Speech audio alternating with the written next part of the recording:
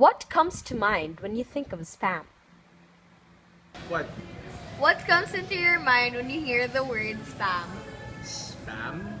Yes. Well, I think of a lot of things. For example, I think of email, I think of food, and I think of British comedy. I think about the canned food, the delicious one. Okay. I think of those judgments na nagpapalike sa Facebook.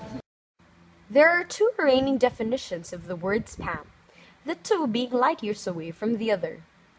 There's good spam, a tasty treat of canned meat usually served in sandwiches, or is more likely here in the Philippines with rice.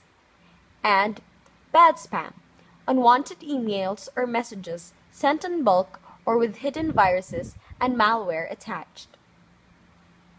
One has to do with our stomachs while the other passes through our gadgets. But do they have anything in common at all? Which came first? And how do these two things share the same name? Keep watching to explore the origin of these two words. To find out when spam officially came to life, we have to go back to the 1930s when the name was first registered as a trademark on May 11, 1937. Back then, J. Hormel of the Hormel Company had been making spam, then called Hormel spiced ham, out of pork shoulders in order to utilize the unused cut of the meat. It was considerably popular in the US during the 1930s due to its convenience and low price. However, it was in World War II that the brand truly exploded, when it was sent to American troops abroad. How did a brand of canned meat become synonymous with the scourge of the modern age?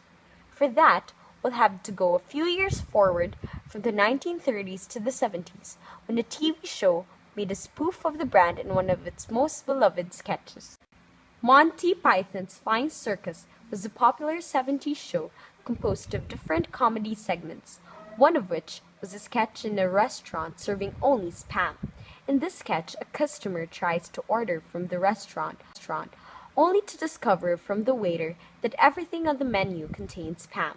As the waiter reads the menu, every time he mentions spam, a group of Vikings in the restaurant would break into song and sing, "Spam, spam, spam, spam, lovely spam, wonderful spam," drowning all other sounds in the room with their repetitive and undesirable clangor. Therefore the term spamming found its way to the internet in the 80s, with early bulletin board sites when some users seeking to irritate others would imitate the sketch and post the word spam numerous times on threads to move other messages down the screen.